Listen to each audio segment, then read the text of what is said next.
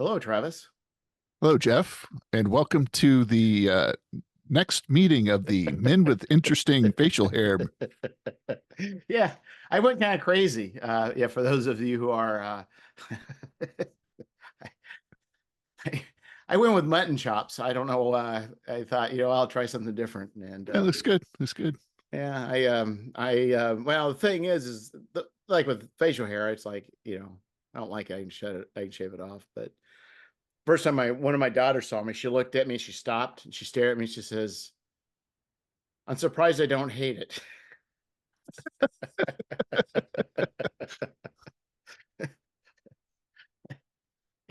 I guess that's how I'm dealing with my midlife crisis. I can't grow a nice beard like you've got, so I guess I have to just go for going for some sort of, I guess, 19th century look. So, anywho, it's been a while. It has. You've been a busy guy. You've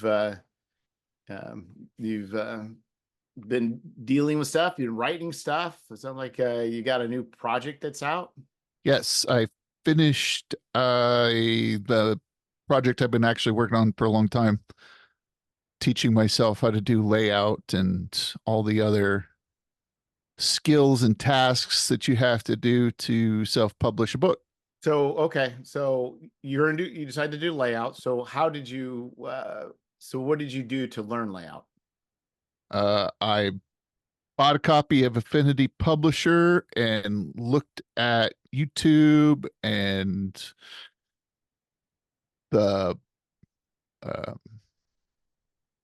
a lot of it was YouTube, but then also looked at message boards and forums and blog posts and just anything I could get my hands on that would give me tell me what I needed to do next.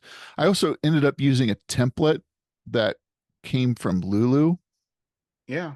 for the book because I just told it this is the size of a book I want, and it said, "Well, here's a template," and I put that into it and used that and pasted in my bits and pieces of skills that I learned from YouTube and assembled it together. I'm certain that there are things that could have been better, but I think for a first major project that it went that I picked, that it's more than good enough. It's as good as or better than a lot of other self-published things that I've seen. Yeah, and it's kind of daunting. I mean, so have you ever used like say Photoshop before? Just in little, small doses. I used Canva a lot for like YouTube thumbnails and Okay. graphics on the blog or graphics on Instagram posts and So things you're like used to that. layers then. Yeah, yeah. I Okay. picked up, I mean, a few of those sorts of concepts that the things that I had to learn were like the difference between paragraph styles and Character how, styles. yeah, and how that sort of different, how you can switch between different like um elements within the document where like learning how headers work and then using them to create tables of contents is actually not as simple as you would think it would be. um Yeah, because they have an automatic table of content generator, and I find that just or index, sorry. Or no, yeah, table of contents. So I found that the table of yep. contents tool just does not work.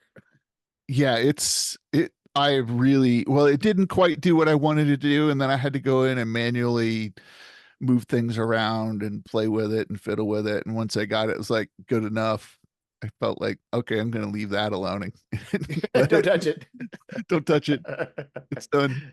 Yeah, And that so was after having done it a couple times and then it then changed things. And then instead of it just automatic auto magically updating with the changes, it totally screwed the formatting and so what I ended up doing after like the third time that happened, I was like, all right, that's the table of contents is going to be the absolute last thing I do with this project. And when You everything keep else it is right, then you totally, can absolutely done, you don't I'll have to live go with that and frustration. fix that and then it'll be done. Yeah, that's pretty impressive because it's a completely, I mean, it's a different world. You can do, I think if you can do a very adequate, one can do a very adequate job with Google Docs or with Microsoft Word, but there's still limitations. I mean, it's just easier to do, obviously, layout with a layout, but it definitely takes a little bit more tinkering around to understand how it works. Yeah. I mean, fortunately, I had the time and wasn't on some set deadline where I absolutely had to have it done. And I'm sure it took me a lot longer than it would take me to do the same thing again now that I kind of understand how it works and how you, oh, I need to add another page here. I need to, just how to do all the basic functions is a even just basic stuff like dragging an image into a text box and then setting your wraparound and getting it to look right and trying to maintain your margins and all the other. It's like you got to remember five different things all at once and then recognize that, oh, when you change one thing in the middle of the document, it's going to change the rest of the document. And where paragraphs end on pages and how Yeah. bullet lists end up looking and all kinds of things. It changes everything. You have to go back through and check the whole thing again to see how it sort of has a cascading effect throughout the entire book. Yeah, so it's like you need to, some people already have a layout already pretty much figured out, but I found for myself that in general, I almost have to do have a lot of the writing either done or mostly done, and then throw it in the layout and trying to figure out what the layout should be. Then you have to go back then and then edit the document because you need more here, less here, or things like that.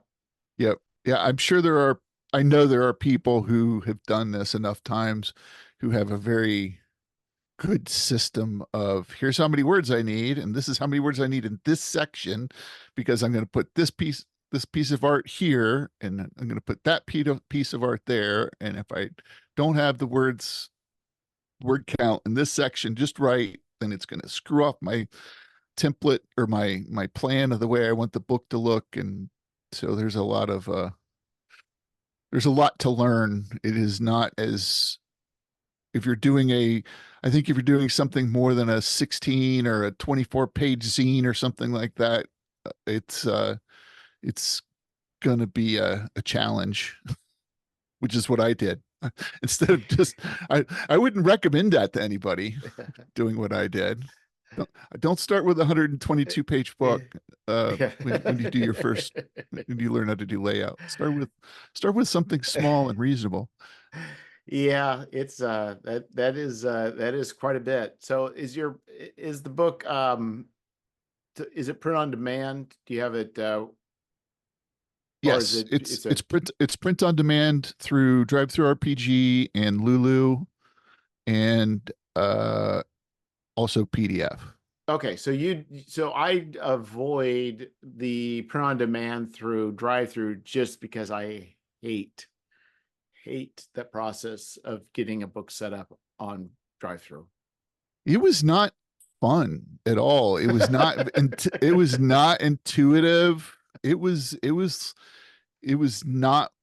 I mean, they do have quite a bit of documentation and it's just you go through and read the website, and I would have one window open over on one side of the screen with the documentation, and then I would have the okay, export to PDF, click this button, click this box, click this box. Okay, don't unclick that box. And then, getting the PDF set up for the export was a whole thing. And then then they have the way their sales page, or the way when you set deciding where your book should sit in their sales page, it's a whole nother set of not very well explained and confusing set of check boxes that you have to sort of work through and figure out. Probably 20 years it was amazing. But in this day and age, you're like, Yeah. like, why am I so like I've done Mixum, I've also done Lulu, and I also have done I I think I did do, or I tried doing the drive-through. But I've found that Mixum is by far the, well, I'll say it is the easiest. Lulu's next. Because if you do staple, so yours is large enough, you're not doing staple bound, you're doing perfect No. bound. Yes, correct. And so if you do staple bound with Mixum, you just upload the whole PDF with the cover on it. With Lulu, you have to do the interior, then the cover separate. Yeah, you have to do a separate. Yep. But then what comes Which you tricky have to is, do. Which you also have to do that with drive through as well. what's tricky is when you go to perfect bound, then you've got a spine, Yes. and then you got to allot for the spine. Yes. And both for Mixum and for Lulu as well. So and then how they handle covers is different, and it's very confusing because they handle covers differently. So, and that's why I couldn't a third one if it was just, if I were just doing like Lulu and then drive through by one thing, but doing three was it would break me. So I deal with two different ways and just forgo the pro on demand from drive through. Well, the other thing with going through Lulu is when I set the book up, I followed what they call global distribution. They have like a set of uh So you're requirements for something's called global distribution. So if you meet all the criteria for global distribution, then the book can be sold through Amazon, Barnes and Noble, through I would suppose probably Ingram distribution, because Ingram is who really actually prints and does the fulfillment for both Lulu and One Bookshelf. Um, and so you can get into library.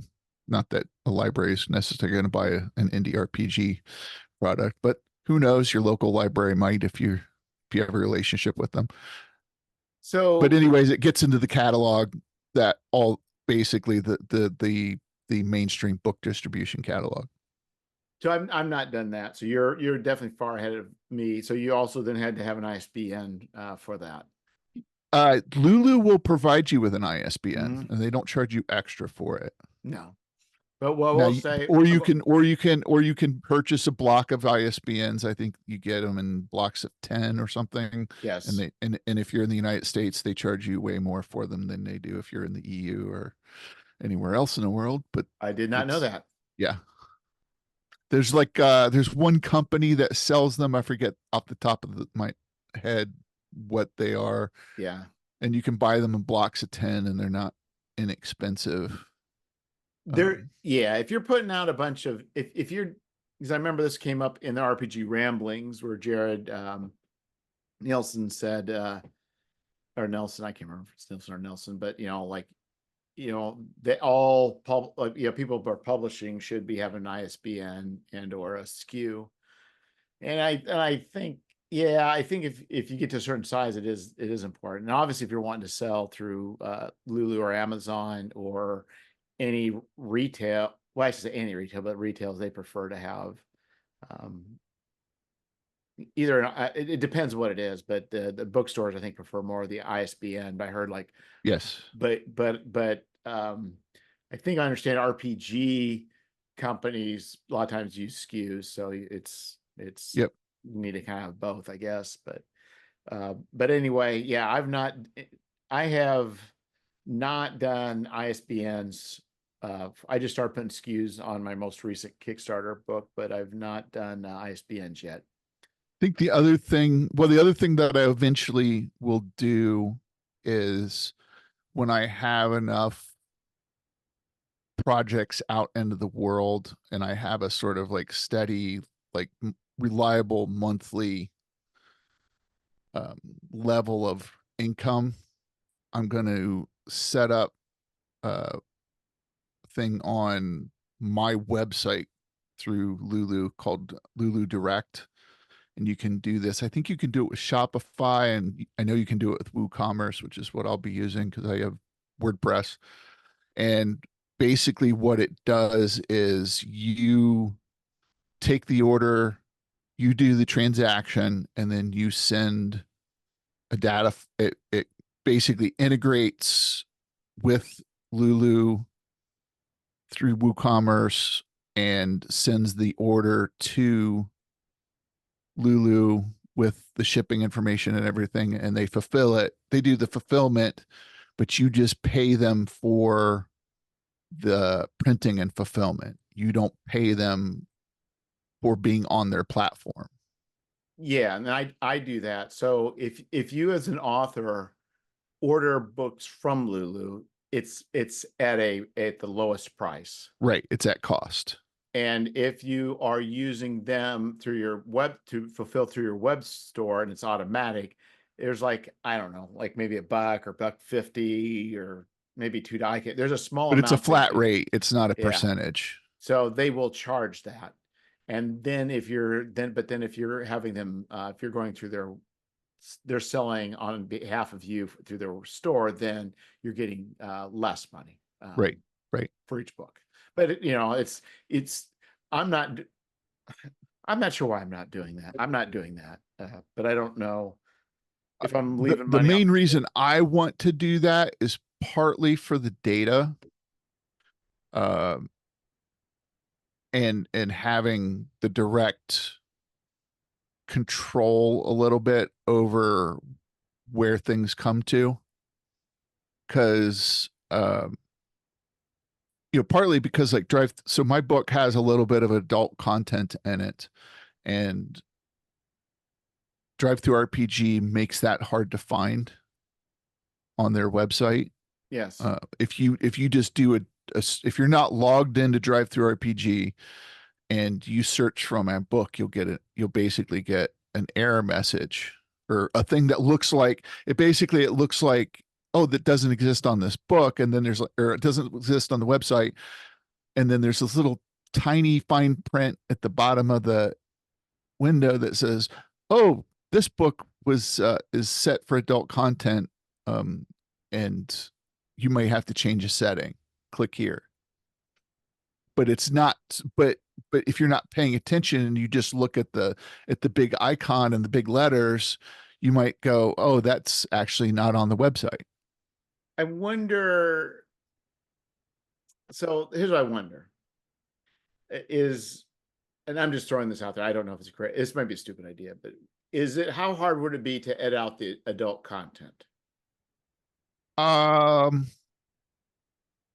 in some ways, it's sort of worked into the game, into the setting. Okay, because otherwise, what I would say is what you could do is provide a Right. non-adult content, but then when they You could go do a there, radio edit. but then be like, hey, you want the actual, click this Yeah. and be a Right. link. But yeah, but you don't want to do that. So that's I understand. I thought maybe it was just like a thing or two that you could just tone down, but that's not the situation. Then and also you're certain that it violates their like It's well, the problem with Drive Through RPG is they've had some um, controversies around some content that people didn't like, and there was all kinds of internet drama.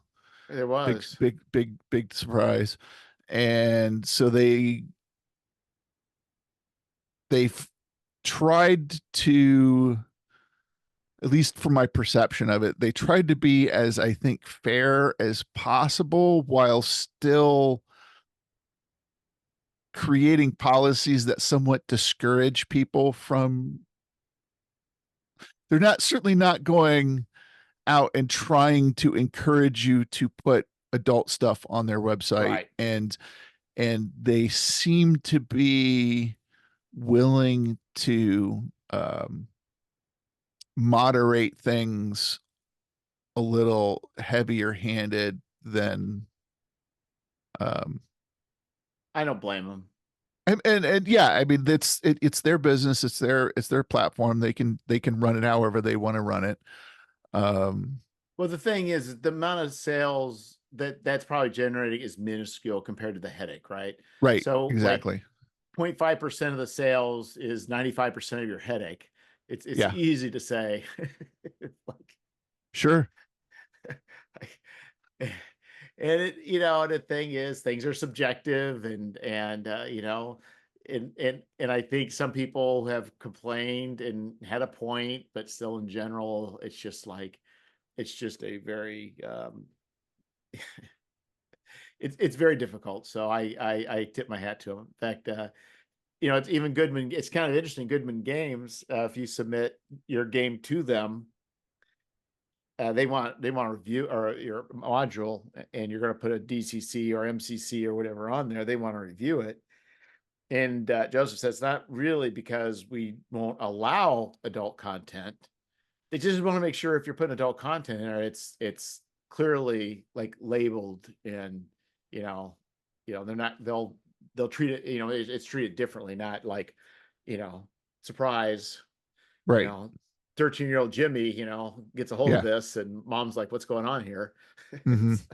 It's- Yep. Yeah, I mean I understand where the perspective why they're like that. yeah, I wish they made it I wish they made the graphic that tells you that, oh, you've searched for something, it's on here. I wish it was more clear that yes, that thing you've searched for yes. is actually here, but it's Instead of a graphic, it shows like your thing. It would show your title, but show a brown paper bag over it. something, yeah, something. And you say, you know what? This is adult only. Change your settings and you can see it. Right. Yeah.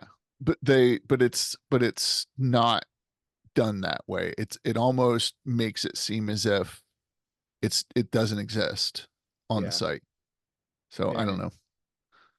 yeah, we're probably not going to fix that. But yeah, people like James Raji, I mean, that's, for him, that's pretty much expected. I think people are disappointed if there's nothing. Right. No, that's true.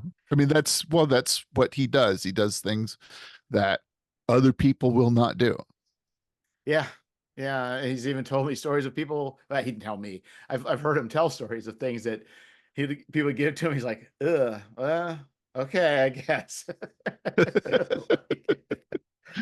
It kind of bothered him, but it's like, it's some, he was fine with it, but it just was just kind of like, he's willing to publish stuff that I won't say is offensive, but just that he finds just a little bit like a little bit even weird for his Like taste. on the edge. Well, not even on the edge, but I think there's one where like I don't know, it was like blood magic or something, Hmm. or was it vaginas are magical? I don't remember. Where it has to do like menstrual blood and powering Hmm. magic. I think it's just kind of Yeah. like concept's great, but even he was kind of like, this is a little bit weird, but Yeah. but Yeah. he wasn't gonna not publish it, but Sure. it just was I just thought it was kind of interesting that his take on these things. So now you are worldwide. You got Lulu, you've got potentially on Amazon, and you got your own web store. You've got Well, I don't have my own web store yet. That's eventually going to happen, but it's pretty easy. So what you'll do is you'll go well, it's really more a matter of the monthly hosting fee where I don't think I'm not pulling in enough stuff right, or I'm not selling enough books at the moment to where I feel like it's worth the extra hosting cost yeah, of, because my website right now costs me $3 a month. yeah. And to add that functionality, it would cost me $24 a month or something like that. I'm definitely money ahead, but I'm not making a lot of money off my website, but it definitely pays for my website. Right. So The uh, it'll get there eventually. It's just not yet. yeah, and I think also the key I think for publishing is to be least for me, what's worked is being regular. So I think I don't know, but for more for I think for drive. What's your book's price? What's your book priced at for your P? $20, How much for the PDF? 10. So I've been doing Gary's appendix at 8 for a PDF, but then I'm starting to wonder if I'd be better off because they have the $5 and under Hmm. category. I may try doing it at a lower amount and see if it will generate more sales that way. It, pricing is a mystery to me a little bit because I know of stories where people say that by actually increasing the price on a thing that it uh increased the number of sales that they made, Yeah, I think which is counterintuitive, but it's a psychological emotional thing, that people go, well, if the guy's charging $30 for it, it must be actually be worth 40.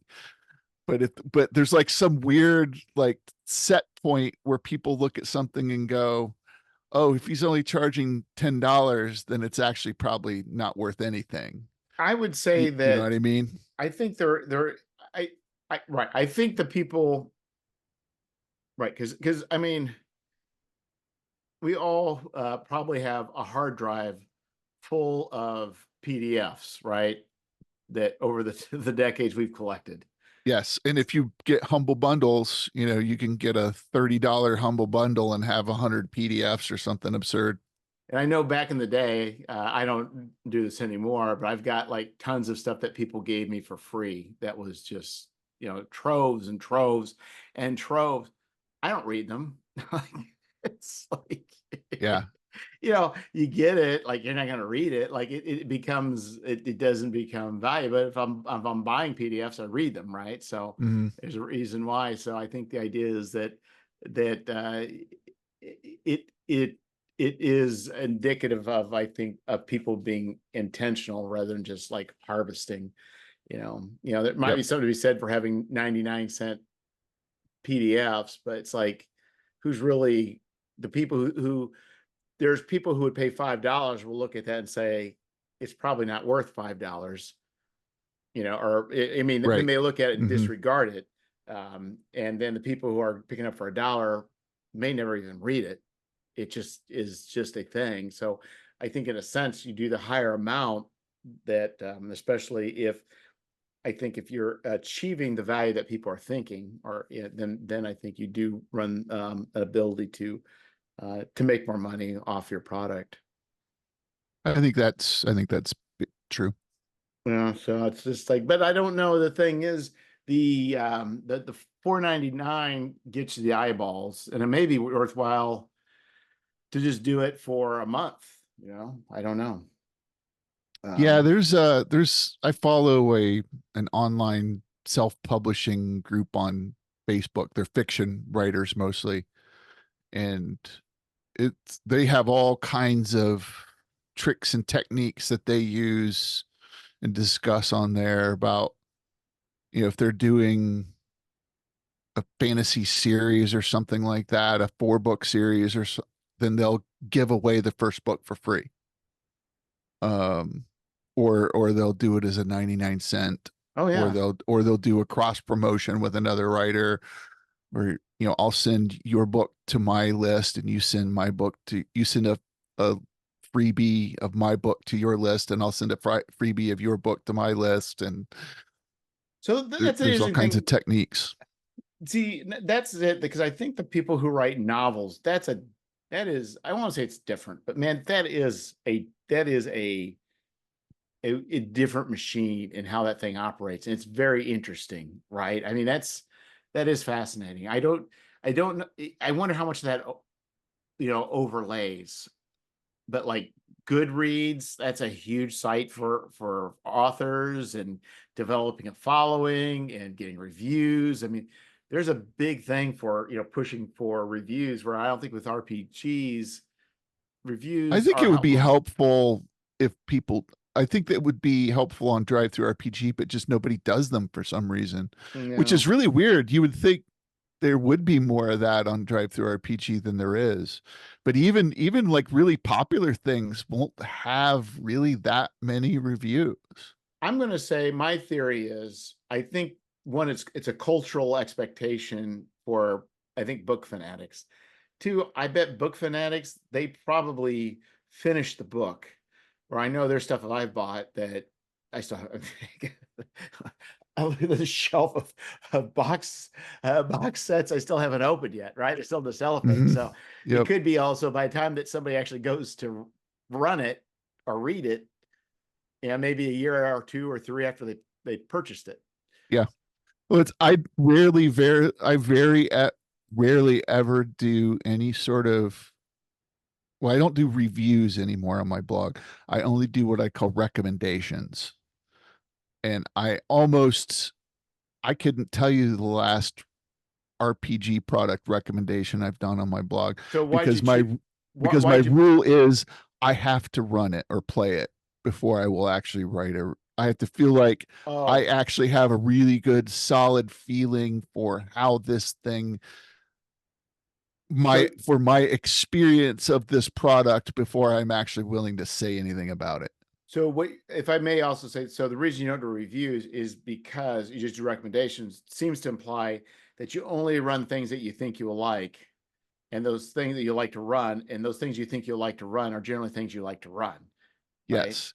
Well, and after I have actually run it, if I don't like it, even though I think I will, then I still won't do a, because that's why I call it a recommendation. I'm like, oh, here's a thing that I've run. I feel comfortable recommending it to somebody else.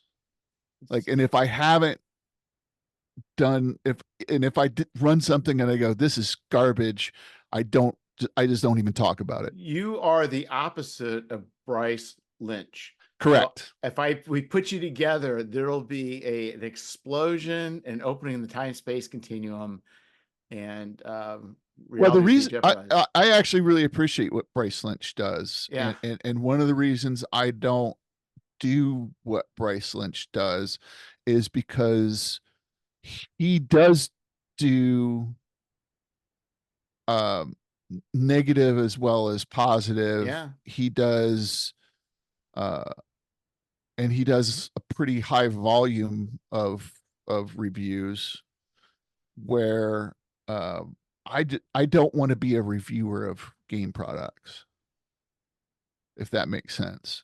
It does. Like, so, or like, I recommend, but I also do things like recommending books. I also recommend the occasional movie. I recommend music. So what I'm trying to sort of in a digital online way, um, what's the word, emulate is the experience I had when I was 18 years old and my friend would call me up and say, dude, you should listen to the new Motorhead album. Right. And I would come over, or he would tell me, dude, you should go see the new Army of Darkness movie. That's really cool.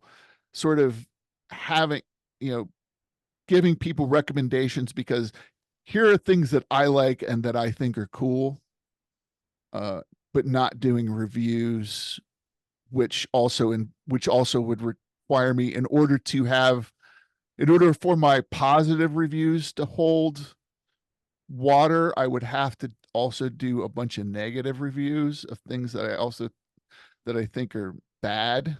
Well, but I And think that I don't want to be like the guy who does reviews. well, but I think the thing is the difference now we're talking about. I think the difference is the value of Bryce is you want to go. Let's say a person wants to go buy an adventure. Yes. You go to a 10-foot pool and you look. Did he review it? Yes. Where with you, you're more as in casual, friendly conversation. You're not necessarily worried about if you're doing a review. It's not sense of documenting this for the world to see. It's just this is something I really like. I think this is cool. You might think it's cool too, which is a different. Right. It's not necessarily Exactly right. antithetical, but really it is important to have a serious, solid review of good and the bad, so that people can determine whether they want to buy something or not. Yep. But with you, you don't really, that's not your thing. You're just saying, I just want to share things I find joy in. Correct. Yep. Or like, somebody says, oh, I don't, or I do a lot of I do probably about as many book reviews as I do music or recommendations as I do music and um, other things. So when I throw it out there, it's because I think this is like something people who like the kind of things that I like, which I assume if you're reading my blog on a regular basis, you probably like a lot of the things, or at least some of the things I like. Yeah. You might find some value from this. And if I can help you find some value from this thing, then that's, I, I want to do that. Yeah. And I think too, right. I mean, and people have different attitudes and different thoughts. And I think, the thing I think that may also bother you, that bothers me, is it seems like, in our hobby, there's some people that just seem to, I'm not talking about the Bryces. I'm just talking about these other people who just seem to lock onto the negative. And it's just Yes. The, like, the negative is their primary thing. yeah, Yeah. like no. So, right, there's a lot of really great stuff. There's a lot of great RPGs, a lot of great adventures, and regardless of their wizards going a direction you want or not, it doesn't, for me, it doesn't matter. So, Yeah. Well, and that's the thing. If there was two games and one of them was D&D 5th edition and the whatever and Call of Cthulhu, and yeah. those are the only two games existed, then maybe I might have something to say about one of those two games. But since there are thousands of games and my life is not getting any longer, um, I feel like I just don't want to spend my time in my brain automatic. I'm a naturally negative person. Like for whatever reason, I have this genetic code or whatever that immediately my brain goes bad, bad, bad, and points it out and it brings it up to me. And I have to work really hard to sort of suppress that and go, yes, I see you. I acknowledge that you're there, but I'm not going to spend my time with that because there's this other nice thing over here that I would really rather Yeah. focus focus my mind on. um, because if you start looking for positive things, it turns out that there's lots of positive things. There's more positive things than I can actually pay attention to, than I have the time and brain power to pay attention to. So why would I waste my time with all the negative stuff? Right. I'm like, there's more positive stuff that I can possibly engage with in a given day. Why would I not go do that? Yeah, yeah, I agree. I think choose to be you can't be choose to be, you can't always make yourself happy, but at least you can try and choose a path that lead to maybe a more positive outlook, because we only have so many orbits around the sun, right? So, Yeah. Well, and it's just I can very easily go down and get like bummed out about stuff. So it's as much a self mental health preservation tactic as anything else. As, I could sit and listen to a 30-minute rant about how Wizards of the Coast is terrible for one reason or another, or I could watch a 30-minute video about how to make better adventures, or I could watch a 30-minute video about this cool band that I'm going to go see next week, or it's like, because the other piece of it is that negativity, is there some sort of actionable information in there?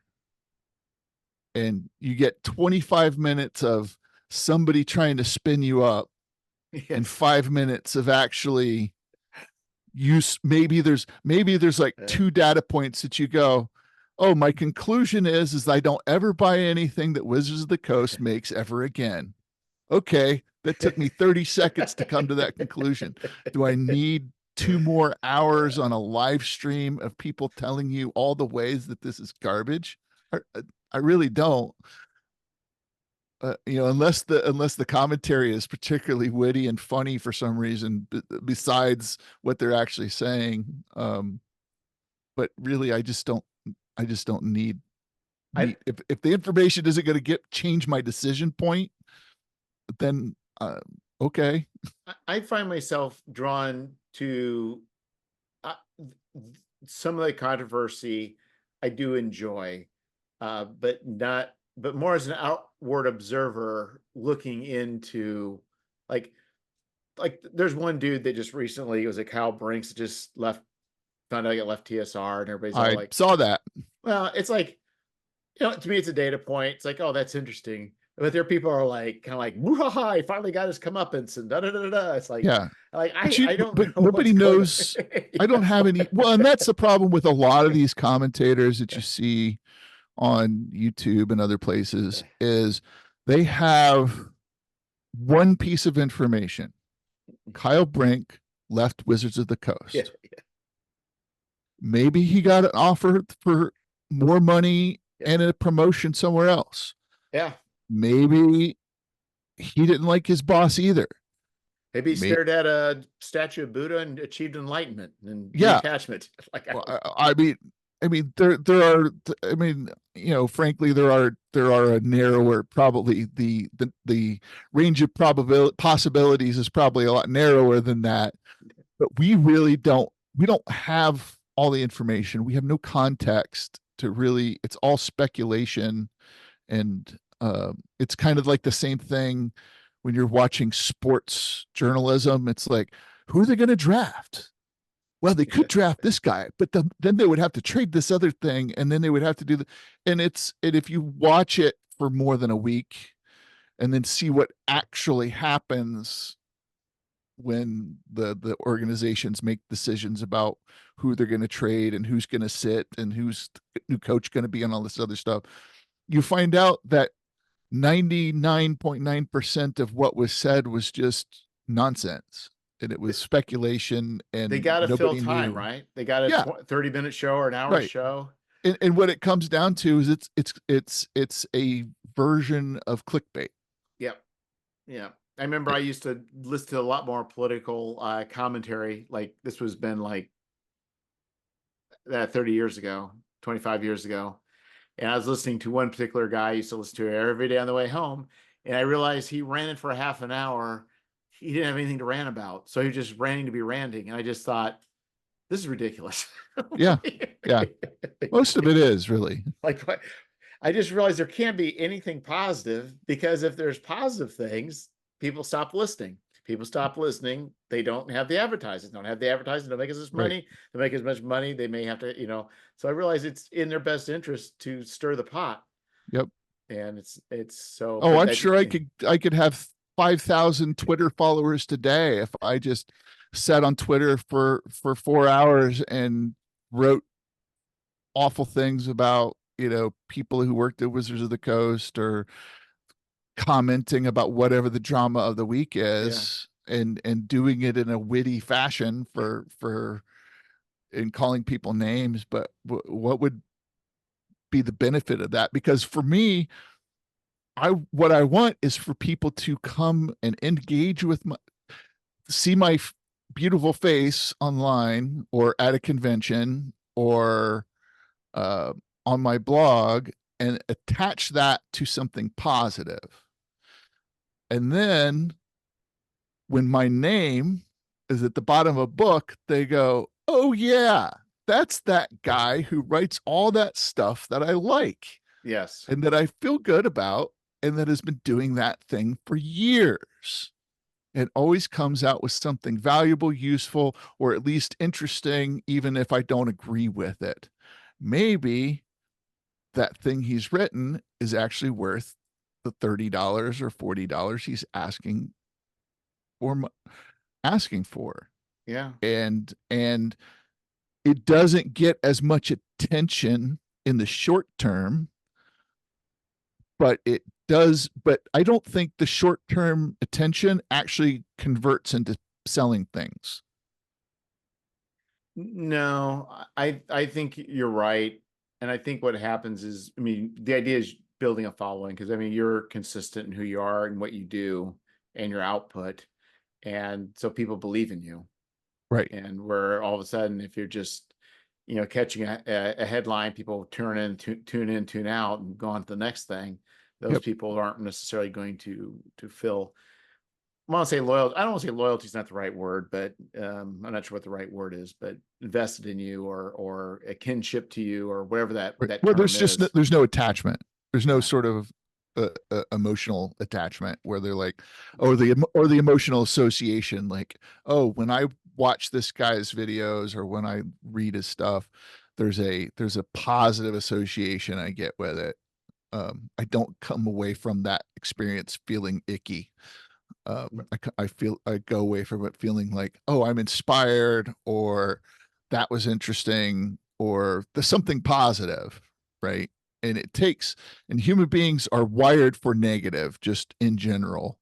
So it takes like 4 or 5 positive interactions to create a positive association with a person Well, even versus going back to positive and negative reviews, I mean, everybody who creates should be willing to take criticism. absolutely. But on the other hand, man, sometimes you're putting your soul out there, Yep. and there's nothing wrong with saying, things fall short here or things fall short there, but boy, it's too easy to hurt people who've not really has done anything wrong. They're just maybe put out something that wasn't, you know, you know, as well as it done as it could be. So Hmm. I think that's where, again, go talking about positive versus negative or criticism. It's easy to tear somebody down. Um, Well, and another thing I wish we saw more of in RPG reviews is somebody saying, you know, this isn't for me, but it's the design is good. This design is probably going to produce the sort of gaming experience that the kind of people who want that gaming experience are looking for. Like there are a whole lot of people who really like uh, powered by apocalypse games. yeah, I am not one of those people, but I respect the skill and the effort that went into creating that game. And it seems to be, at least for the people who, there seems to be a lot of people who really like it because they keep buying them and they keep encouraging Vincent to make more stuff. So I'm willing to accept that, um, bebop jazz is not for me. I'd much rather listen to some sort of sludgy doom metal. Um, and I recognize that people that are into bebop jazz are probably not going to be going out to buy the new Howling Giant album, and that's fine. That's okay.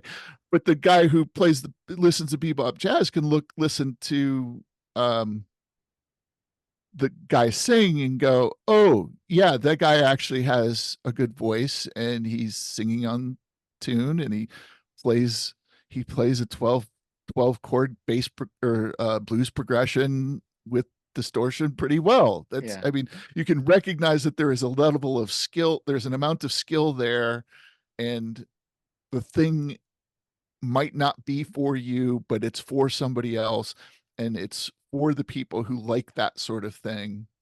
It's great. And I think that's one of the, we were talking about James earlier. A lot of his stuff isn't for most people. Uh, and some of Yeah, it, yeah. I think is a little gimmicky, but some of it is extremely well done.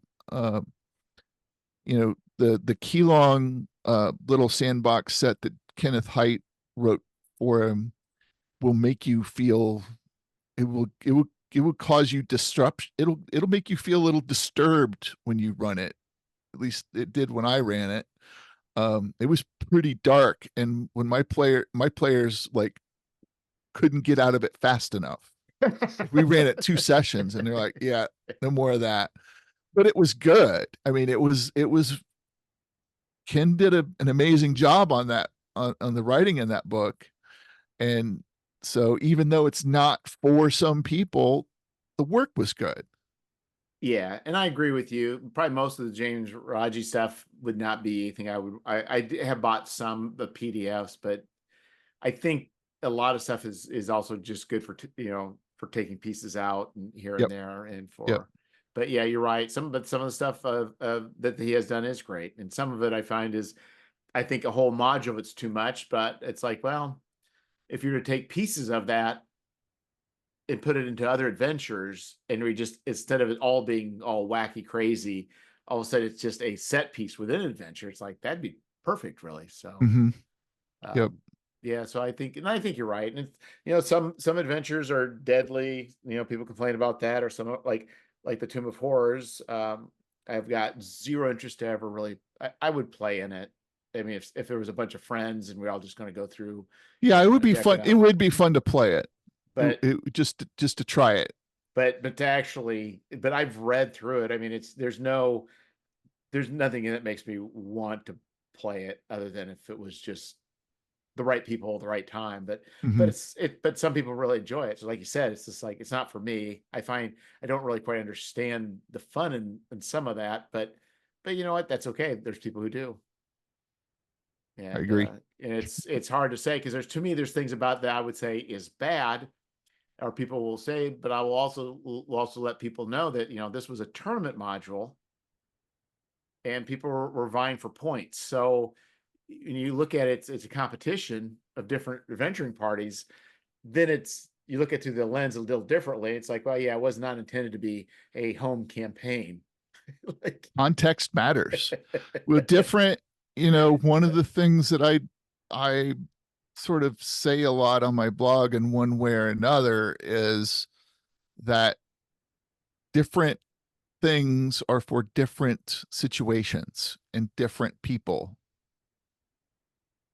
The way I create a convention adventure is very different from the way my campaign adventures run. yeah, right. Right, because you're wanting it to go off the rails potentially with the one shot.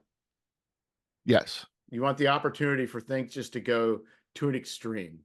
Well, I don't even mind that with my campaign stuff, but my campaign stuff has so much context built into it.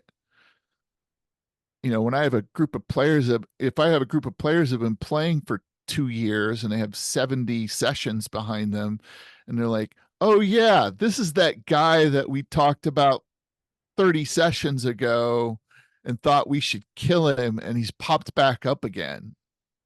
You know, that group of players is going to have a lot more emotional buy-in when Right, when they see that guy crossing the street than they would if they were just a group of uh, open table players at a convention. They're like, yeah, we don't know who that is. They don't.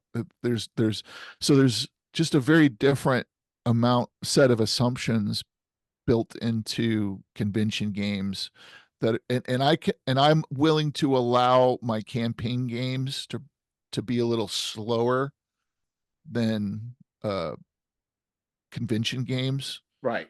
I've learned that I feel like I need it to keep a convention game moving a lot faster than a home game. Yeah, I think there's a couple things going against you, but I think one of the things to me is it's those a lot of times those areas are very noisy, Oh yeah. and it's very easy if things for people playing to lose track if things aren't moving along. It's just it is definitely, and also people generally are good for about 3 hours, and so you kind of need to hit some high points pretty quickly, and because they're just looking for more of like I think like a roller coaster ride. They're not looking for a trip through down the Nile. So it's a different experience. Yeah. Yeah. I think there's definitely a different set of, and if there's a whole bunch of different ways that a particular adventure can be sort of tuned and dialed to a specific group of people in a specific situation. Well, there is that, right? Because you're putting something in. This is for George, and oh, you know what? Mary's character did this and this and this. If I do this, she'll like this will really be something that will surprise her or terrify her or whatever it may be, right? You can tailor the experience for your players, where there you don't know who you're getting. Yes. Uh, Yep. yeah, you definitely don't know who you're getting. So. Yeah. So this adventure. So what's the title of the adventure that you have published? It is called Hogwater Village of Secrets, and it's a setting. It's actually a setting. It's a village for a setting. The basics concept of it was really to be a starting point for a bottom-up sandbox campaign, and that's primarily what it really is. Okay. It's a when I create my own sandbox campaigns, I create a starting location with 2 or 3 adventures around it, maybe 4 adventures around it, and then some non-player characters and some factions within that starting location, and they're doing something, trying to find something, have some sort of goals, and then I drop my players into it and say, what do you want to do? And then depending on how they respond to what's going on in the campaign, I add more of whatever they seem to be interested in. But now you have a situation where you created a sandbox for other GMs who can't tailor it to their. Well, what I did is I created it to be open. So basically, there's several unresolved things that are happening in the setting. So uh, I've got 3 complete monster layers and a whole nother and a full 3rd level adventure included in the box or in the book. Plus there's, I don't know, something like 30 written up NPCs they have broken into factions, So, and oh, go each ahead. faction has its own objectives, things it's trying to do. Right. They have their own obstacles to what they're trying to do, the resources that they have available to them, and what they're doing right now. And what the referee basically gets is 3 or 4, there's like 4 little micro adventures that sort of introduce various non-player characters and sort of what's going on in town, and then suggestions about how to use any adventures that you want to run. Like, oh, I have this great dungeon that I bought from Drive Through RPG or wherever, or thing that I wrote up, and it'll slot right in, and I'll just put that on my map here, and I'll put Hogwater 10 miles away from it. Because a lot of referees, what they do when they start a campaign is they just create ye old fantasy village, and it's the same generic, basically every campaign it's the same generic village with the same generic characters, and everybody's kind of a cardboard cutout in the village and don't really have any connection to anything that's actually going on around the sandbox, to anything that's actually going on outside of the town. So what Right. I basically do is I have, here's a plug with this thing in the town. Now you take your plug and you plug it into it, and now those things are hooked together. And I've left it sort of vanilla fantasy enough that it'll fit with most adventures out there, but different and odd enough, unusual enough that it's probably not something that most people have ever seen. So what system is this they're using for I this? I ran it for Swords and I statted it up for Swords and Wizardry. Okay. So the basic deal is that it's a just a fantasy village that you can use. You can run it. You could just run it as a one shot with just these other little micro adventures that are in there. And I've done that at 3 conventions so far, and it's been a hoot. Where I just basically run it as I would run the first session of a campaign. Okay. I introduced the players, said, "This is what you see when you come in," because basically the way I created a whole set of introductory encounters, so you can just basically follow along and follow them, and it hooks you right in to these little micro adventures and layer adventures that are right outside of town and easily accessible. So what did the play tests at the conventions, how did that inform your game Um, or well, your this setting, I started should say? this started off as my sandbox campaign. Yeah. So I had run basically most of these things already. And so what I learned from that, I put back into these little adventures. Um, and what I found was that a lot of my assumptions about how it worked actually ended up being correct, which was a little bit surprising, a little bit gratifying. The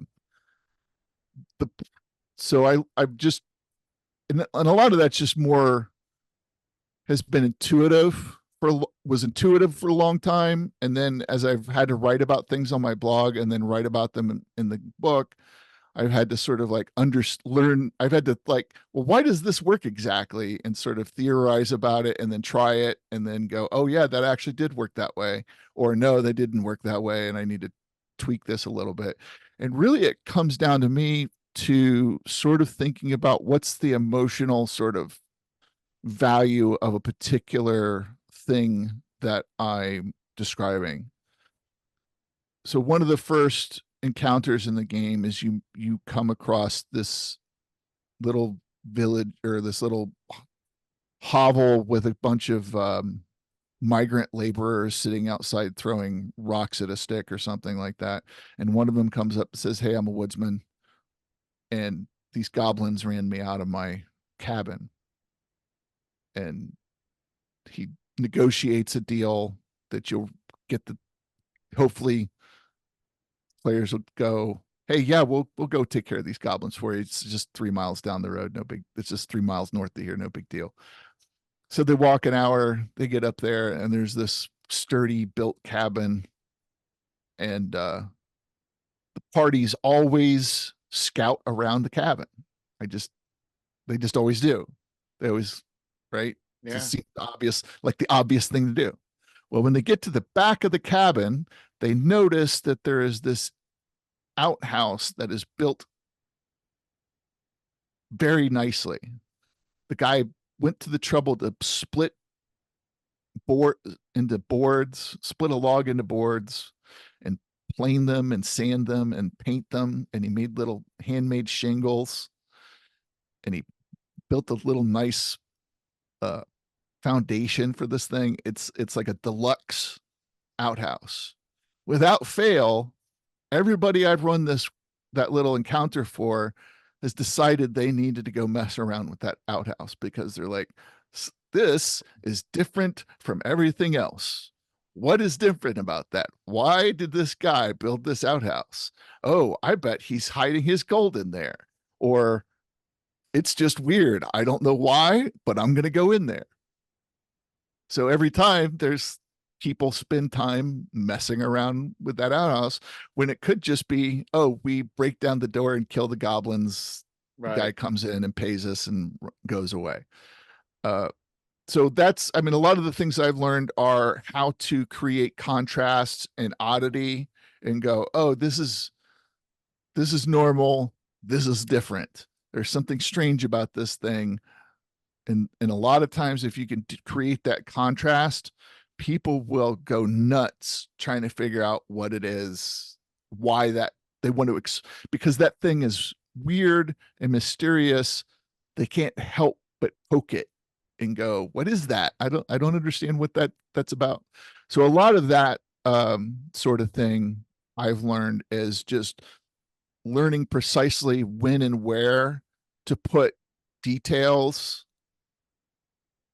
And the whole book is really about the sort of the content for the players, the experience for the players is really about um, messing with their assumptions and expectations. So on the surface, these things look a certain way, which is the title, Village of Secrets. Everything looks a certain way. It looks like ye old standard fantasy village, right? Yeah. But then they poke it just a little bit, but then there's one detail that's, or a couple details that seem strange about this encounter. And then they get to poking at it, and then they find out, okay, well, that was just, we just killed this ogre. But there's this weird detail about, there's these weird details about the stuff that's around in his camp where the ogre was at that ties back to the village in a way that seems to suggest some sort of sinister thing going on. Yeah. And Oh, go ahead. so there's all these different sort of threads tying back to the village that cause players to question their assumptions. And so that was, I think, the biggest thing I learned from, at least for player engagement stuff, is figuring out the precise place to drop these sort of weird details that players sort of latch onto and find interesting. Yeah, there's a cartoon that somebody posted on Facebook where a guy was walking along, and then the zombie comes out and bites his arm, and then he gets out this meat cleaver, has already cut off his arm because he's just been bit by a zombie. And then you look in the next room, it was a zombie costume contest. So some guy, Right, context matters. yeah, exactly. So, the idea is there's assumptions that are made, and if you know that people are likely to do things or assume things, I mean, we all kind of enjoy things following along the same, we're in a genre. There's certain tropes and things, but occasionally you flip things on their head, you know. People will react, and you got to be careful how you do it because you don't want to be a jerk about it. But I mean, there's always fun things you can do, Yep. Yep. especially with monsters where everybody assumes one thing. You've been bit by a, even though it's not necessarily in the D&D, but you get bit by a zombie. Well, maybe this zombie doesn't turn you into zombies, if you get bitten, or maybe a Right. vampire bites you, you don't turn into a vampire. But then characters will make assumptions because people will make assumptions based on their expectations, but then you can thwart those by just, it's like, I never said that this would happen. It just, so I think it's very, very good because I think you can bring freshness in things that, a typical village filled with normal people, you're right, on the surface can seem very dull. And I think what you've done is you're kind of changing the expectations where people don't expect there to be anything interesting. And once you start throwing a little things here and little things there, they realize there is more to this, and they realize then too that their expectations are going to be overturned. Yes. I've also created ways to make the village a thing that you can tie into other stuff.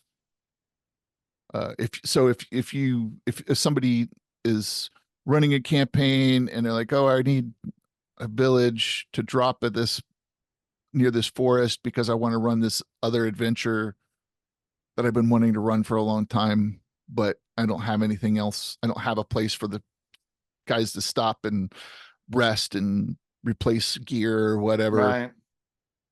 You could just grab this, throw it in there, and then modify and just ignore the parts of it that aren't useful for that.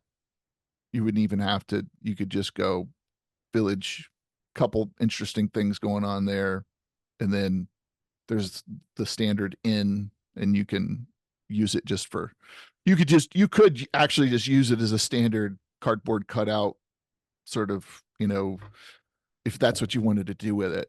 It has a lot of other, but that would sort of waste it. But Well, but there's a lot of other things you could do with it. well, I think the thing is sometimes, you may need something in a hurry. You just can pull up the book, and if people stick around, then you can read up on it a little bit Right. and Well, and that is another thing I really wanted to do with this is made it as simple as possible to run. So I created reference sheets for everything. So there's basically a sheet for each faction that has like a quick bullet list of stuff. So you can print those out and you've got 4 sheets and you go, okay, oh, they're talking to that guy. Well, he's on, he's part of the peasant faction and he's a notable character in the peasant faction. And I look at his little list of bullets and there's enough information there that I can run him for that 10 minutes or 5 minutes that we're doing it. And then I also have the page listing on there so that you can go back and go, oh yeah, we talked to that guy last session. I should probably go look at his full write up in the book.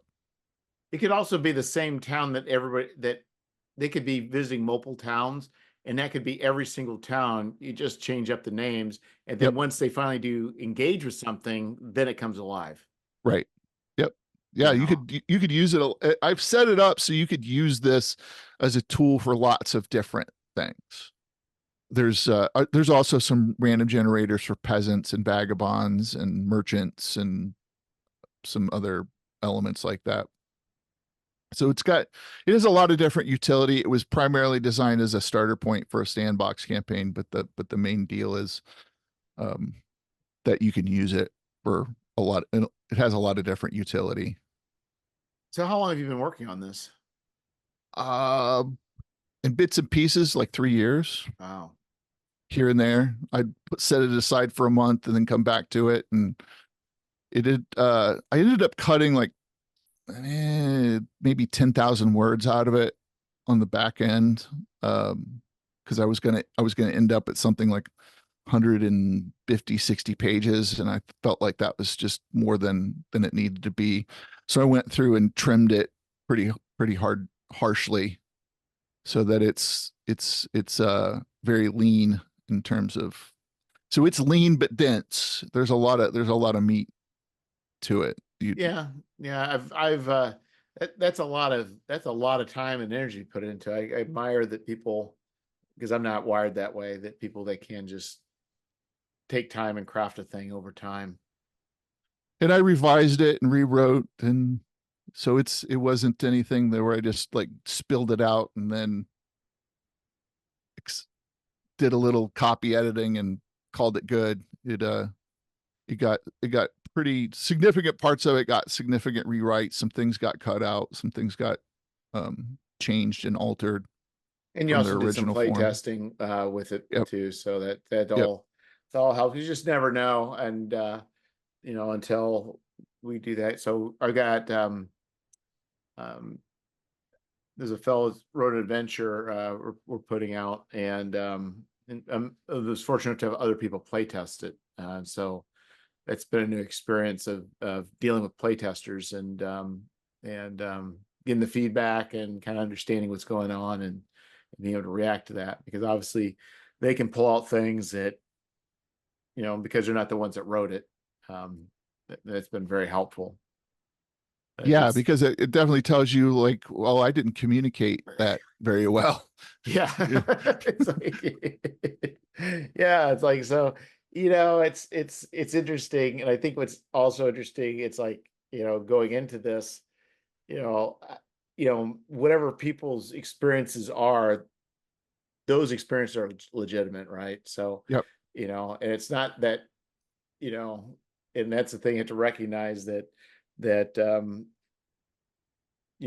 what you want or what they don't want or whatever, it doesn't really matter, right or wrong. But people's experiences are people's experiences, and doesn't mean that you have to change everything to meet whatever it is that they expected. But you do need to look at objectively and understand, you know, what's good and what's bad and what needs to be, adjusted, what doesn't. So I think a thing that I have heard people say in all sorts of contexts about um, opinions about a work in progress. So I've heard screenwriters say this. I've heard comedians say this. I had a creative writing teacher say this. I've heard game designers say this. where when somebody tells you a thing is wrong, they're almost 100% always right. But don't listen to what they think you should do to fix it. Yeah, I've heard the same thing. Right. Right. And I think that is true. And I think, the things I look, was asking for is, things that are clear, things that are unclear, and what things are fun and what things weren't as fun. Yeah, Um, I think that's probably a really good balance. yeah. And so, it's just, yeah. And I think it's, and I think also, one thing is want to go with low fantasy, human centric. And then, but one person mentioned, he didn't see that there's value in doing that, and it's for DCC, and I think default settings not that way. And and then I started thinking about it. It's like, the some of that stuff is just hand wavium, right? Whether you allow elves or halflings in your world or not, that's doesn't really change anything. But there's also, like with DCC, is is DCC a genre or is it a rule set? And if it's a genre and you're not meeting the expectations of most people who go to DCC, not as a rule set, but as a genre, you can run into trouble. As being an outsider, that it's kind of interesting looking at it that way. Yeah, I agree with that. I think that games are definitely fit both. I mean, if you have a game like GURPS, where obviously it can be any genre, and then there are GURPS fiends who will just play. Yes, They don't care what genre it is. It's GURPS. right. There aren't many people that are like that, but there are. But I have run into a few here and there. Um, but then there are other people. They're like, it's horror. Okay, I'll play that, and I don't care if it's horror GURPS or horror Savage Worlds or horror basic role playing. It's horror. Awesome. Right. Right. So the weirdness comes when you have a rule set like DCC or Dungeons and Dragons, even that also has some cosmology and setting assumptions kind of built into the rule set. And so you have to start, so that becomes a weird thing where, well, does this genre fit this rule set as well as I think it does? Yeah, and definitely, Dungeons and Dragons and is its own thing. It is its own genre, and that's for sure. Right. Yeah, There's no I doubt. think that. I mean, just look at. I mean, you cannot really adequately play um, uh, the types of games that are part of like literature. Like it's hard, you'd have a hard time running, they did do Lankmar. You can do a lot of books that are really fun and engaging, but the way the magic system works, the way healing works, Yep. the level of progression with characters from to ascension to godhood. I mean, so many things are just baked in. And same thing with DCC is there's an inherent want for a certain amount of weirdness and a certain amount of I want to say gonzo. And so, you know, it's you're designed for a game. So years of sword and wizardry, the idea is that, even though it's sword and wizardry, it can work with so many other OSR and a lot of OSR it fit with, but somebody at looking at DCC may say, well, it's cool, but this isn't like a DCC type adventure. It would need to have X, Y, or Z, Yep. and Yeah. so Yeah. It's like, oh wait, there's not enough chaos in this. yes. Yeah, so it's all legitimate, but it's interesting, as it trying to go to for me to try and go into a different system and a different community. There is so like when I did Scoundrels of Brixton, so I really Scoundrels of Brixton, the title was really tied to the Clash, the Guns of Brixton. Hmm. And my mind, that song goes through my head. Uh, and then I would advertise on Facebook ads Scouser Brixton, and the people in the UK does not resonate the same way it does from some guy thinking about 1970s Thatcher, uh, uh, Thatcherism and depression and all that kind of stuff. For them, that area has changed, and it's goofy people live there now. It's not like hard edge people. It's like us. I don't know what the comparison would be. It would be like like somebody from the South, or I don't know what. It's just it's like comical. Those people have they're on their accents when they're on a TV show are goofy people. They're not the gangsters. So I realized I committed an act of cultural, appropriation, so to speak, out of ignorance. That's not, I kind of thought, what, it's all England, United States, grab it. But in a sense, I didn't understand. And the same thing with DCC. I'm going to an area that I really don't really know and making certain assumptions that may or may not be right.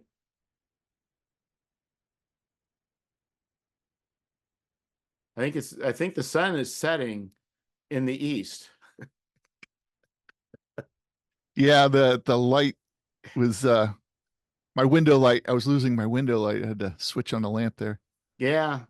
Yeah. So anyway, it's kind of interesting, but when you're working within the genre that you already know, there's a lot more safety because you already have bought into those assumptions and you know what those assumptions are.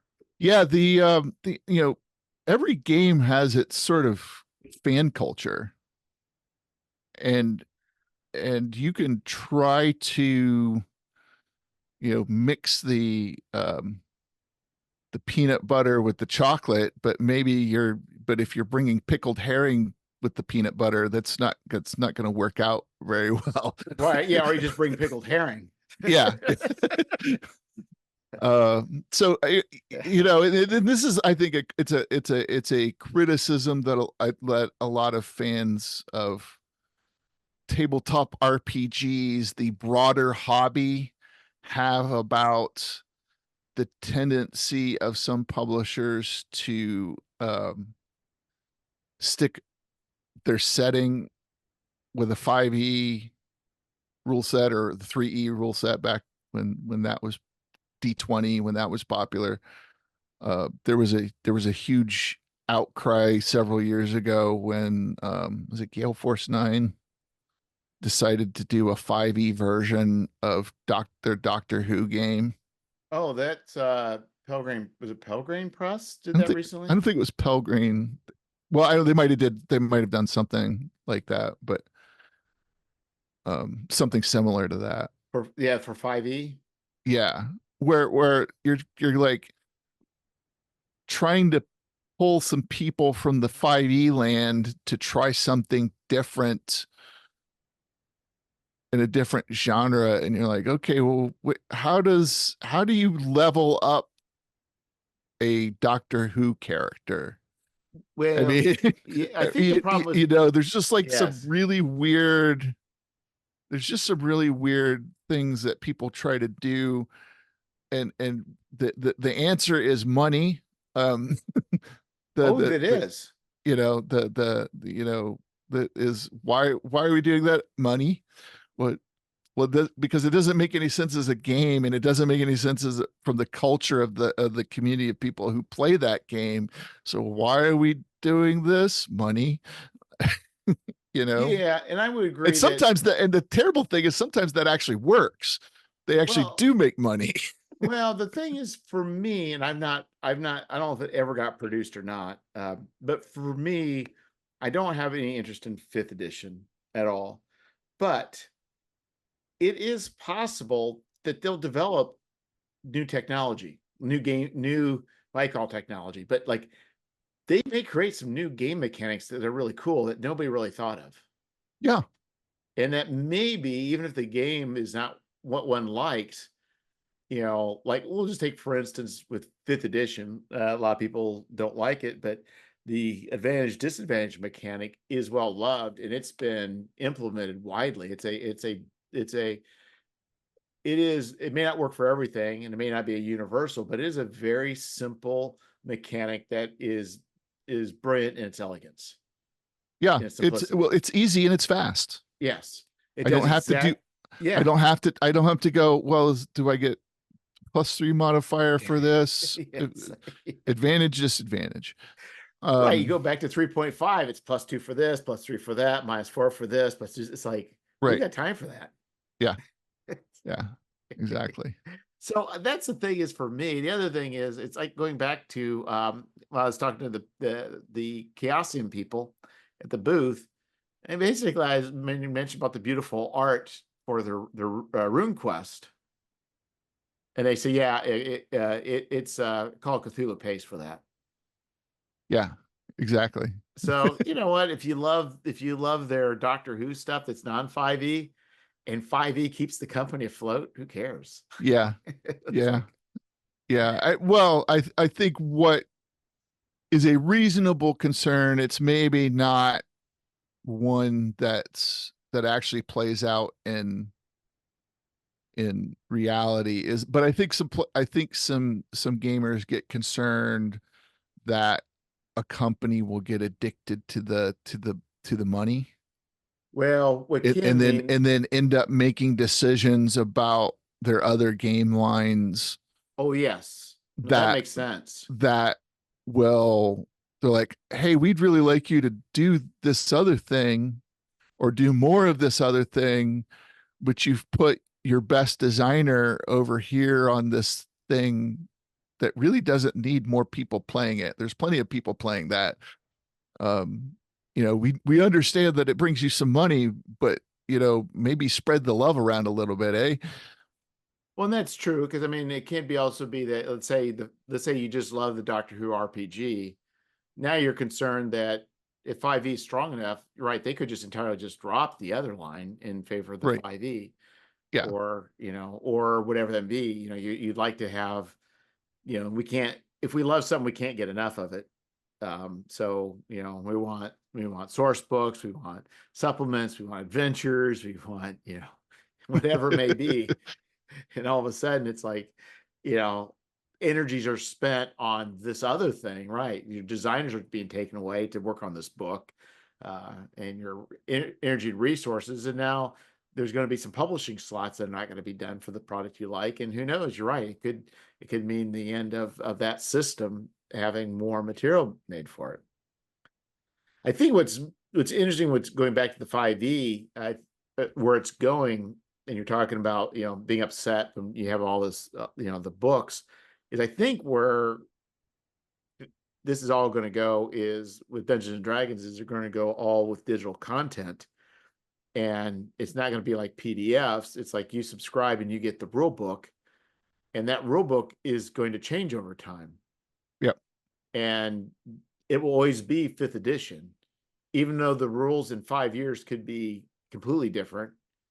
And then 5 years after that could be completely different again. It's going to continually change and morph. And it will just be a living book, but there won't be any sort of history. Yeah, I really don't know how they're going to manage that because I have a good friend who's a owns a game shop, physical game shop, and Wizards of the Coast in both Magic the Gathering and D&D are a big percentage of their income. Yes. If physical product went away, that would be a significant, maybe just complete destruction of the business, at least in terms of local of game shop. Particularly the card piece is probably the bigger, is Right. certainly the bigger piece of the business than role playing games. But the guy who owns the shop loves role playing games, so he stocks a really good variety of things, better than a lot of game shops do. Um, he is of the opinion that pen and paper Dungeons and Dragons won't go away. He's not seen, even though you have Roll 20 and BTT and all that other stuff going on. they still get a packed room, for they get 3 full tables for um Adventure League every week. Oh yeah. They still get people buying miniatures. They get people buying terrain. He doesn't anticipate Wizard of the Coast going to fully digital product. So Well, how they balance that, I have no idea. With well, they may you know, just print out a version every so often, like right, every 5 years. They may print whatever the current version is. right, But if more people are doing their D&D Beyond for their character sheets and for the rules for the characters, yeah. I think a lot of players' handbooks are no longer necessary. Well, Or I mean, I know some people who play 5e and they're like, book. I haven't picked up a book in yeah, a year and a half. Like my 5e book is set on the shelf. I use D&D Beyond for everything. yeah. Um, So I don't think it will be a complete lack of books, but I think it definitely is going to be. It's just going to be books are just going to be a snapshot. But I think it's they're wanting to get away from a new version. It's just going to always right. be a changing, evolving game that's going to match whatever it is. Either Well, they're it's going to, I don't think it's going to be able to change too fast or too significantly once they get the VTT up and running. Because every time you make a rules change, that means you got to have a meeting with all your developers, your artists, your narrative designers, and yeah, go, okay, if we change this thing, what does that break on the VTT? Right. So if you're doing like a fireball animation yeah. on the VTT and you change like the area of the effect on the fireball, or you change who can cast fireball, well, there's a whole lot of code that's going to go along with that in the VTT. So I think the VTT will slow down rule changes a little bit. Well, I think what it'll be is it'll be faster. Rule changes will be a lot faster than they are now, but they aren't going to necessarily be instantaneous. Right. And I think it can just be changing things up here and there, taking, you know, it just depends what it is. I think in some ways it's kind of nice to have that sort of flexibility, but on the other hand, it's if they do something like that, it's definitely there's definitely some downsides where you don't really potentially own any version of the book. You just have a continuous subscription. Yeah. Yeah. Well, that's what they want. They want the reoccurring revenue, Yeah. which, from a business standpoint is great. From a gamer standpoint, well, there's maybe a whole generation of new gamers that will tolerate that sort of thing. Well, I mean, I don't buy CDs. I don't buy DVDs. Um, I subscribe to YouTube Premium to get my music. So I'm happy with that. But the problem is if it's just for me, DD is not my only game, and if it was, if you had more access to everything, it might be a different situation. But Yeah. I Well, and I think think that's the thing for me is I think of D&D as one part as a business, yeah, and then I think of tabletop RPGs as a different business. yeah. And there's some crossover between them, but I think I wish there was access to data about all this sort of stuff, because it would be interesting to find out how many people who played D&D never ever play any other tabletop RPG ever besides that. I would say, yeah, with right, and based on age group, because I wonder if I were a betting man, I would bet that younger people are probably more likely to be willing to try new games than older people. And That that may I be. and I would imagine that, I mean, for me and my group, we played it all. Right now, I play it all. The group I run, we change it up. But I've also met a lot of people who they mean they're my age and that's all they play, or maybe begrudgingly they'll play Call of Cthulhu. But for me, it's just like, but I wonder. I don't know. It's because I know a lot of people D&D. It's been their only game for the most part for decades, Hmm.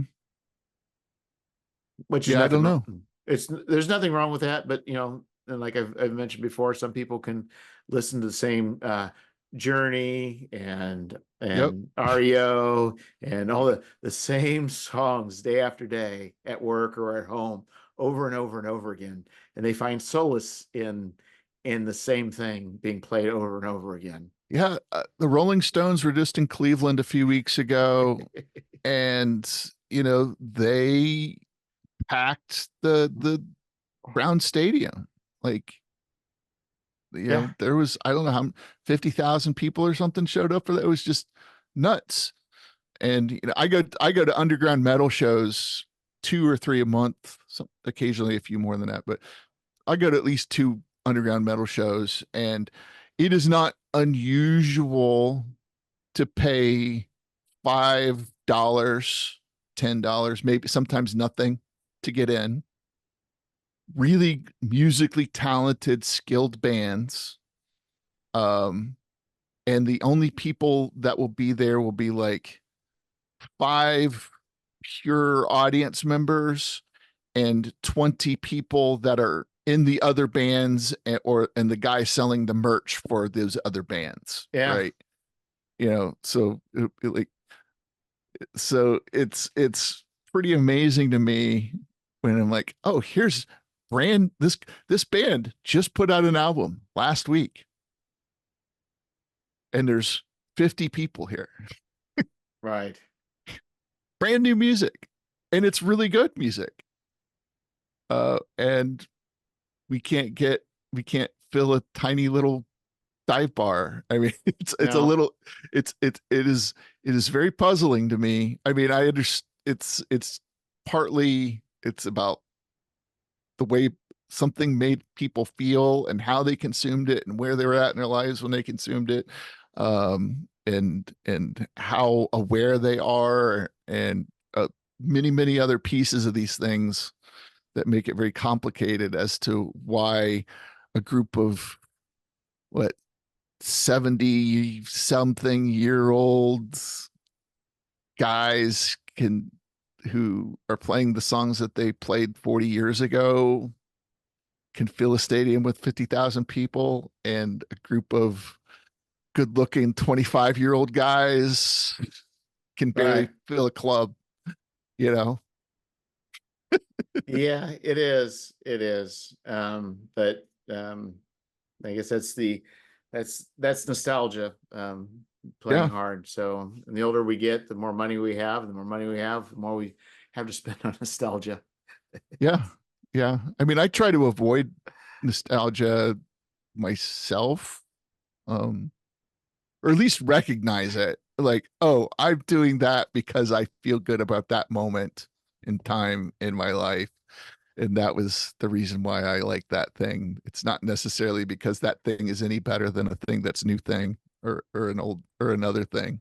Yeah, and I do. The other thing is people talk about decades. I think, musical decades and which I mean, I think if I were to could only listen to music from one decade, it would be the 1970s. Yeah, me too. Okay. Me I too. just I've been listening to Linda Ronstadt and been blown Oh away. my. It's like, oh my goodness. Live performance blew by you. She goes into a Spanish rendition at the end and hits these notes. I'm like, holy cow. But yeah. What's happened to me?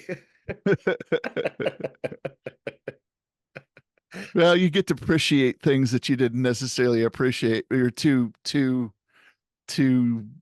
silly or ignorant to appreciate when you're young sometimes. Yeah, that led me to the trio album called Trio with Dolly Parton, Emmylou Harris, and then with Linda Ronstadt.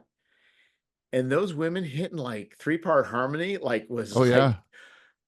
phenomenal. Like, listen, it's like, I can't believe the level that these people are. Like, this Yeah, is not, it's pretty amazing. yeah, it's not faking it like we do today with, with pitch correction, all that. I mean, this, I'm Yeah. sure they had their own little ways of doing things, but wow. Yeah, you just had to be uh a good musician to play at that level. There's a great uh music guy online called on YouTube called Rick Beato, Beato. Yeah, I know who he is. I And never watched his stuff, but yeah, yes. he talks about, sometimes he gets a little into the weeds about music theory and stuff, but he talks an awful lot about business and why things are popular and how things get made and why some things, the way music is now is different than the way it was and how that happened, and some interesting things. He did a video that just blew up like 2 million views in like 24 hours last week, where he was talking about that, is where the two things where the music is much easier to make now than it used to be. Yeah. Um, and it's also consumed in a very different way. It's very easy to consume, where when you and I were kids, we had to spend, Yes. I had to mow 3 lawns and save, and then take a 20-minute, because I lived out in the middle of the cornfield. It was a 30-minute drive to the closest mall, and then go to the record store. And where am I going to spend my $10 Right. in this sea of music? Um, well, I've listened to Casey Kasem for the last 4 weeks, and that one song has been in the top 10 for the last 4 weeks. So that's the album I'm going to buy, kind of thing.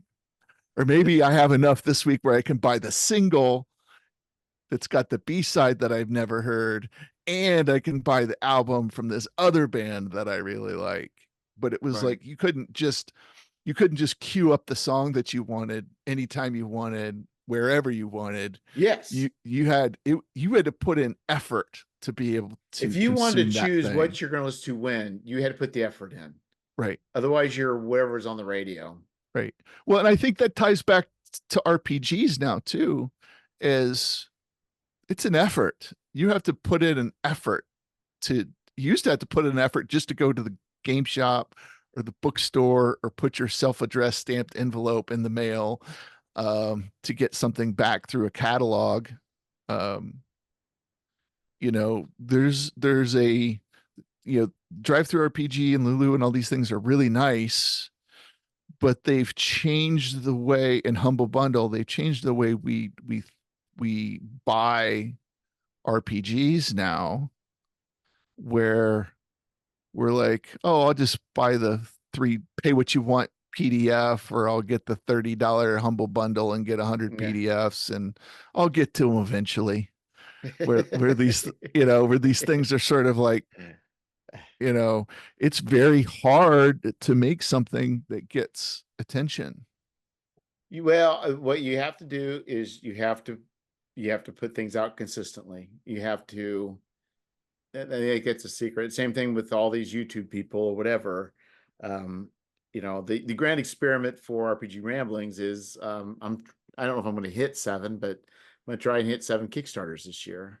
And the question is, does 5 or 6 Kickstarters a year, or 7, do they start cannibalizing? I don't know.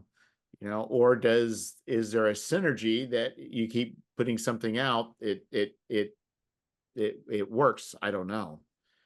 Um, but Yeah, that's yeah. difficult. Or you do like Jim Radji does, and he's like, I've got 10 books that came from the publisher, all at Yeah. printer, all at once, and they're all going on sale. I'm putting them on Yeah. the web store tomorrow. Yes. I think, yeah, he definitely has his model, and that definitely works for him, but he's already got the audience that he has. Well, I And suspect he has a lot of long tail sales, oh, I wouldn't doubt it. where Well, where he's selling as many. Sometimes he's going to sell as many copies of a book next year as he does this year. well, I don't disagree, because what's happened is, right, you have the people that are the Raji fans, and they will buy immediately no matter what. And then the rest of the stuff is probably conventions and people mulling through and looking, flipping through the books and purchasing. Or Bryce Lynch does a review and they go, oh well, Bryce says that one's good, so I'll buy that one. Yeah, yeah. No, he definitely Or has. or they read about it on a message board or something like that. Yeah, I think he does pretty well at conventions. But yes, and through the website and through sales and different things, because I think he's even done a PDF sale I've done as well. So, well, I think we're hitting the time space continuum. Indeed. So, again, what's the name of your adventure? Hogwater, Village of Secrets. Probably can't see that very well because the light's terrible. I just know that pigs are scary, and you make them even more so on that cover. Yes, indeed. uh, Available on drive-through role-playing games and the Lulu platform. If you go to my blog, grumpywizard.blog, there's links to all of that. Plus, I have a newsletter every month that I send out that's got a bunch of free essays and reviews, and there's a whole packet of Swords and Wizardry pre-gen characters if you run games at conventions, and there's just a bunch of stuff on there. And then I have almost 500 blog posts on the blog about all kinds of stuff. So if you want to read about things that are positive and things that that you find are great, that's a good read. You're yeah, saying I'm tired of the negative, head over to the Grumpy Wizard and yeah, there are a few cranky Mr. Grumpy Pants blog posts. You need to like hashtag those Grumpy Pants. Yeah, I did. Well, it's funny, the